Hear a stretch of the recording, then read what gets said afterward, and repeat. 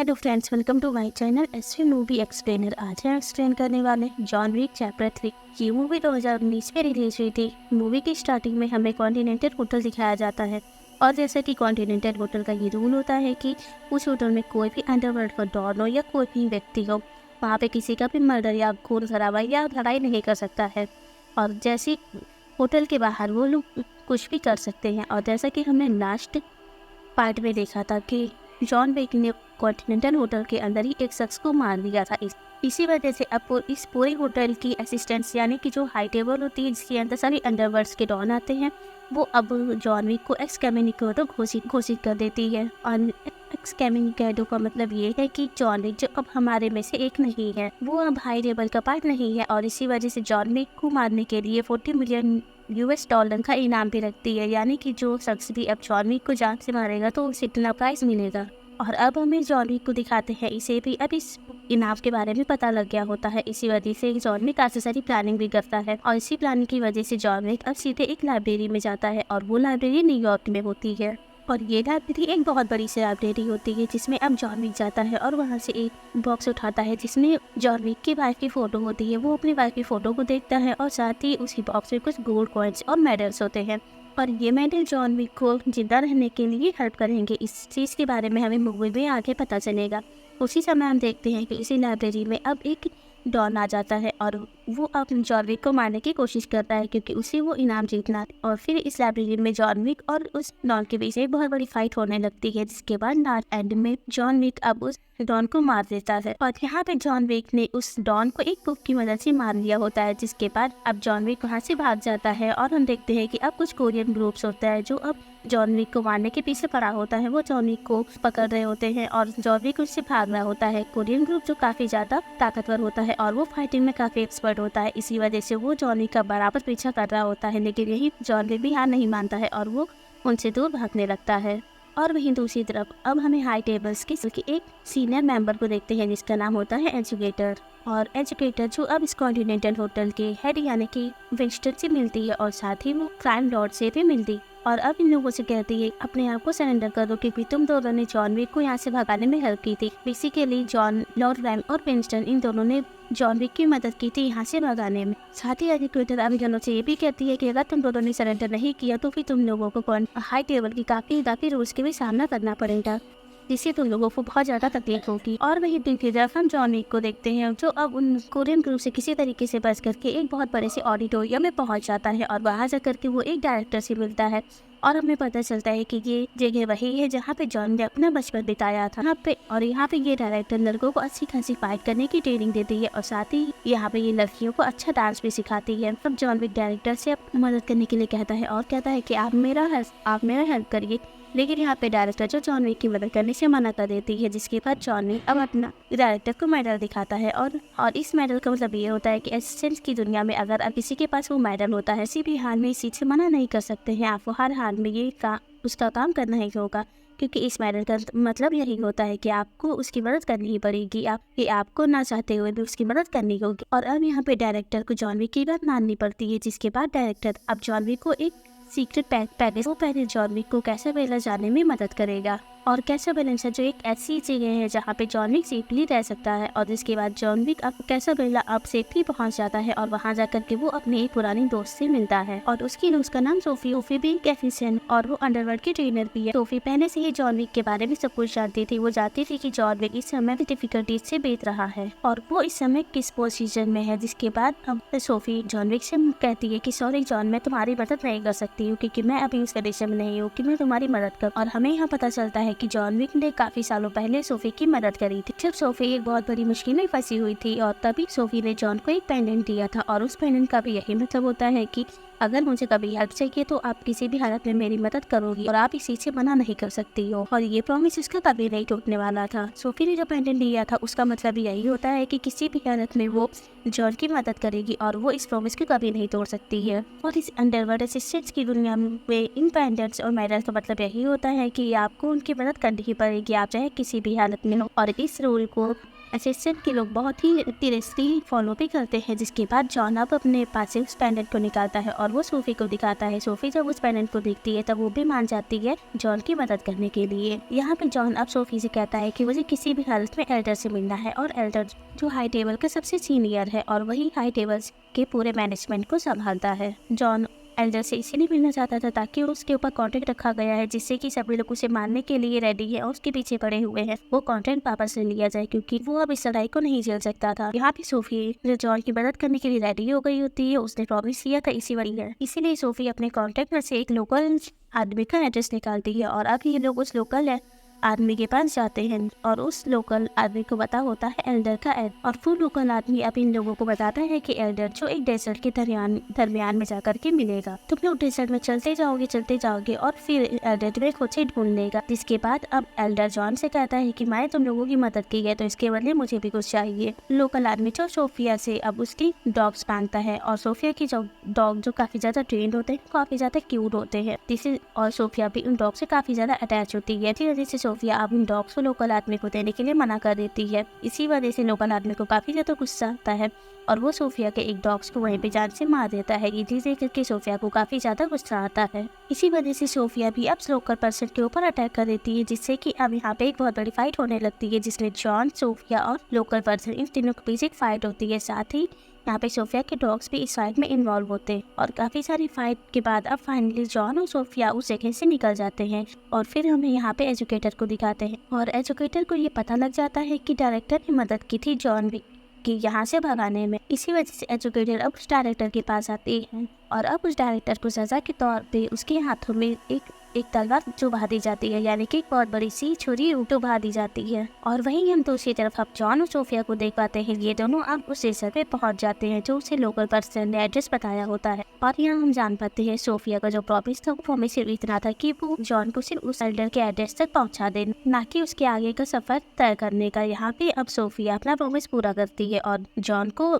Desert तक पहुंचा देती है। जिसके बाद सोफी अब जॉन से कहती है कि अब मैं यहाँ से आके नहीं जाऊंगी, यहाँ से आगे का रास्ता तुम्हें अकेले तय करना होगा। और अब सोफी अपने डॉग्स के साथ वापस आ जाती है और फिर हमें डेजर्ट दिखाते हैं जहाँ पे दूर दूर तक कोई नहीं नजर आता है। वहाँ से जॉन विक होता है। जॉन जो अब उसी डेजर्ट में पैदल चल रहा होता है और गर्मी और प्यास उसे काफी लग रही होती है। इसी वजह से कुछ दूर जाने के बाद वहीं पे गिर जाता है और वो बेहोश हो जाता है। उसी समय हम देखते हैं कि वहाँ से एक ऊँट पे बैठ करके एक आदमी आ रहा होता है जो अब जॉन को देखता है और वो जॉन के पास आकर के उसे उठा करके अपने ऊँट पे बैठाता है और सीधे उसे एल्डर की लोकेशन तक पहुंचा देता है।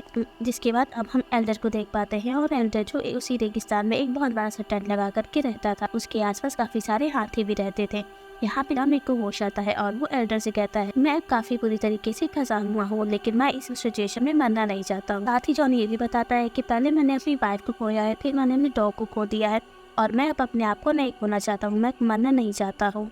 और ये सारी बातें सुनने के बाद एल्डर जो अब जॉन को 2 ऑप्शन देता है और इसे कहता है कि मैं तुम्हें 2 ऑप्शन दे रहा हूँ, या तो तुम होटल कॉन्टिनेंटल के मैनेजर विंस्टन को जान से मार दो, और दूसरा ऑप्शन अगर तुमने इस चीज़ से इनकार किया तो फिर हम लोग तुम्हें यहीं पर अभी मार देंगे। और यहाँ पे अगर हम ऑप्शन 1 की बात करें तो फिर होटल कॉन्टिनेंटल का मैनेजर यानी कि विंस्टन जो जॉन का एक बहुत अच्छा दोस्त होता है और वो उसे कभी नहीं मारना चाहता था, लेकिन यहाँ पे जॉन के पास और कोई ऑप्शन नहीं होता है। इसी वजह से वो अब 1 को सेलेक्ट करता है और जाने की वो अब होटल कॉन्टिनेंटल के मैनेजर विंस्टन को जान से मारने वाला था। और यहाँ पे अब जॉन भी कुछ एग्रीमेंट को भी पास कर देता है। इनके एग्रीमेंट का स्टाइल कुछ अलग होता है। यहाँ पे जॉन को अपनी एक फिंगर काट के देनी होती है, जिससे कि ये प्रूफ होता है कि मैं इस एग्रीमेंट से पूरी तरीके से सहमत, मैं ये काम करके रहूँगा और मैं इस काम में सफल होऊंगा। और अब एल्डर के एग्रीमेंट को डन करने की वजह से अब एल्डर जॉन विक को न्यूयॉर्क भिजवाने का काम करता है और उसे सेफली न्यूयॉर्क पहुंचा देता है। और फिर हमें हाई टेबल्स की सीनियर पर्सन एजुकेटर को दिखाया जाता है। ये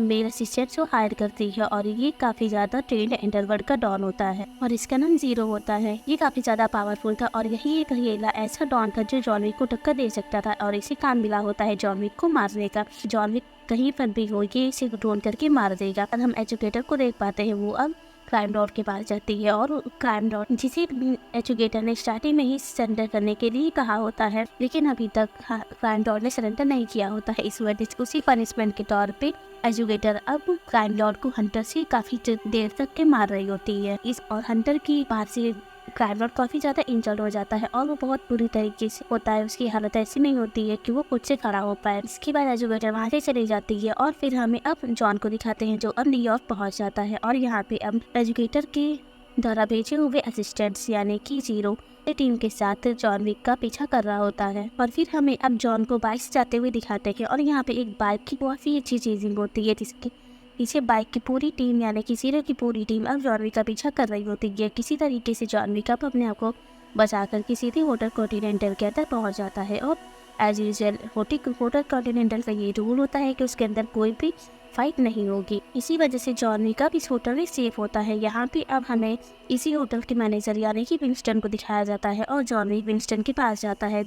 विंस्टन जो अब जॉन से कहता है कि मुझे पता है कि तुमने मुझे मारने का कॉन्ट्रैक्ट साइन किया है, तो फिर तुम मुझे मार दो क्योंकि तुम मेरा दोस्त हो और तुम मुझे मार सकते हो। अब यहाँ पे जॉन विंस्टन से बात कर रहा होता है। उसी समय यहाँ पे अब एजुकेटर पहुँच जाती है और वो अब जॉन से कहती है कि तुमने जिस कॉन्ट्रैक्ट को साइन किया है उस कॉन्ट्रैक्ट को तुम पूरा करो, यानी कि वो इस होटल के मैनेजर को जान से मार डालो। लेकिन यहाँ पे जॉन अब होटल के मैनेजर विंस्टन को मारने से मना कर देता है और वो अब पूरे रूल्स और रेगुलेशन के इस कॉन्ट्रैक्ट को मना कर देता है और साथ ही अब विंस्टन भी अब अपने आप को सरेंडर करने के लिए मना कर देता है। वो अब एजुकेटर की बात नहीं मानता है। इसी वजह से एजुकेटर को काफ़ी ज़्यादा गुस्सा आता है और वो अब विंस्टन से कहती है कि ठीक है, लेकिन तुम लोग इस चीज़ की कॉन्सिक्वेंसेस नहीं जानते हो। जिससे कि एजुकेटर अब एक कॉल करती है और साथ ही वो अब विंस्टन से कहती है कि आज के बाद होटल कॉन्टिनेंटल अंडरवर्ल्ड का हिस्सा नहीं रहेगा और वो अब होटल कॉन्टिनेंटल को डिस्कनेक्ट कर देती है। यानी कि अब यहाँ पे कोई भी डील नहीं होगी और यहाँ पे अब कोई भी किसी को मार सकता है और किसी भी तरीके से यहाँ पे फाइट हो सकती है। अब इसकी कोई रूल्स और रेगुलेशन नहीं है। इस होटल कॉन्टिनेंटल हाई टेबल्स का हिस्सा नहीं है और इस होटल में जितने भी क्राइम्स होंगे उसी का कोई भी कनेक्शन हाई टेबल से नहीं होगा।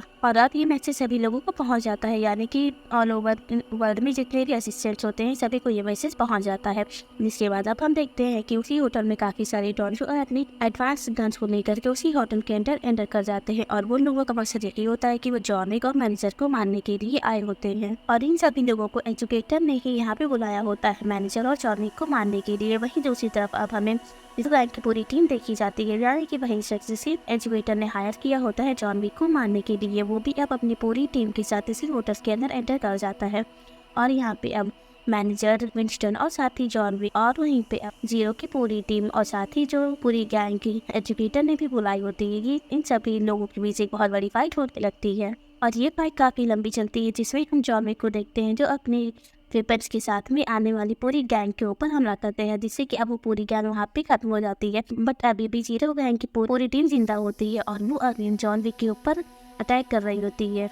और जॉन जो अब जीरो गैंग के साथ लोग जब फाइट कर रहा होता है तो उसके आसपास काफ़ी सारे ग्लास भी मौजूद होते हैं और आसपास काफ़ी सारे शीशे होते हैं, जिससे कि जॉन अब जीरो को मारने के लिए काफ़ी सारी मुश्किलें आती थी, क्योंकि जिस शीशे पे जॉन विक फायर कर रहा था उस शीशे पे जीरो नहीं होता था। इसी वजह से वो उससे काफ़ी प्रॉब्लम हो रही होती है। लेकिन काफ़ी सारी फाइट करने के बाद फाइनली अब जॉन जीरो को जान से मार देता है और ये चीज़ एजुकेटर भी देख रही होती है और वो समझ आती है कि जॉन और साथ ही मैनेजर जो जॉन को वेपन सप्लाई करने में मदद कर रहा है। इसी वजह से वो एक प्लान बनाती है और ये लोग अब हमारी पूरी टीम के ऊपर भारी पड़ रहा है। इसी वजह से अब एजुकेटर यहाँ पे एक पॉलिटिक्स खेल जाती है और वो अब इस होटल की मैनेजर यानी कि विंस्टन को कॉल लगाती है और उसे कहती है कि तुम अगर जॉन विक को मार दोगे क्योंकि जॉन विक तुम्हारे पास, तो फिर मैं तुम्हारे इस होटल को दोबारा से रिस्टोर कर दूंगी। यानी कि पहले के ही तरीके यहाँ पे काफ़ी बड़े बड़े लोग आ सकेंगे और डील कर सकेंगे, साथ ही यहाँ पे कोई फाइट भी नहीं होगी और इस होटल के मैनेजर भी हमेशा तुम ही रहोगे और तुम्हें पहले की तरीके से हाई टेबल्स में भी